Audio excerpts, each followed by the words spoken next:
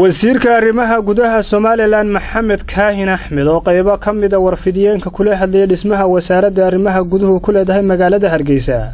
ayaa ka warbixiyay dagaalo ka soo cusboonaaday deegaano ka mid ah gobolka Sool oo u dhaxeeya ciidamada qaranka Soomaaliland iyo kuwa maamul goboleedka Puntland. Wasiirka arrimaha gudaha Soomaaliland ayaa sheegay in Soomaaliland qadarinayso xuduudaha ay la leedahay dalalka isla markaasina ay aqoonsan tahay xuduudihii gumaystuhu kaga tagay dalalka. أهمية وجودة شركة شرايد هل كان قبنا يا وحوي سيدا إنه كور قبنا دقاقيو أيضا أيها كالصعودة حدودها سوماليلاند كده وأي فرقلن كسو سمايين دولة الصومالية هذا يظهر دول مرة جمهورية سوماليلاند وضل إن كستو أن بلشة عالم كأقوى سنين دولة مدح بنان أوله ضل يدد وحدده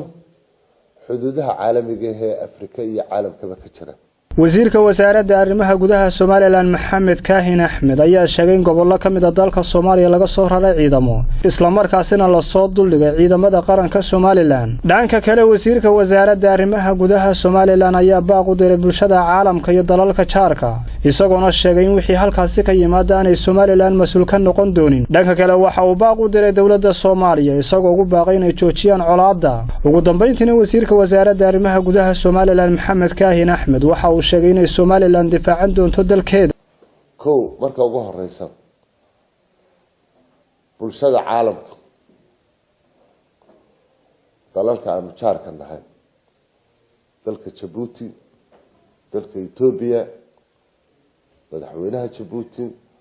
ra'iisul wasaaraha dalka Ethiopia iyo guud ahaan labada dawladoodba dawladaha IGAD ee Geeska Afrika ururka midowga Afrika ururka midowga Yurub iyo dawladda Mareykanka intaba waxaan ku wargelinaynaa oo baaqa ku gaarsiinaynaa xaaladda colaadda ee maanta ka aloosan Soomaaliya iyo Somaliland dhexdooda.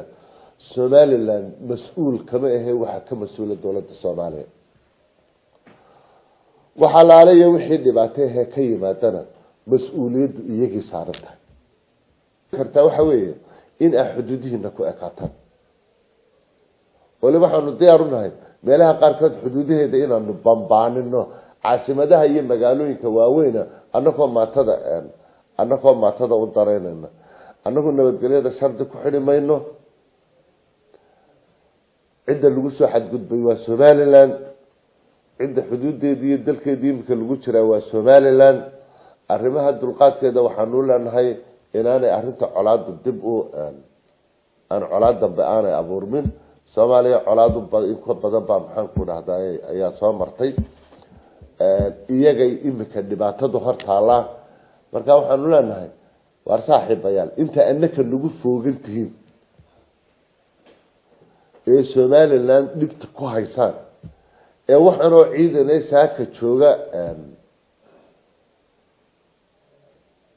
dad qaboobiye buro wadan inta u dhaxaysan ee aduulaanka ku soo qaadaysaan culaada mudug taala wax kaga qabta Somaliland de horta way ka warhaysaa in ciidankan meesha lagu soo dhoobay Somaliland ma faramadna difaaceeda iyo islaalinteeda iyo qarannimadeedana diyaar bay u tahay dhibtana iyo ma wadaan qolada waxa ka yimaadana way sugaysaa Cabdi Fataax Ismaan telefishinka caalamiga ee Somali Cable Hargeysa.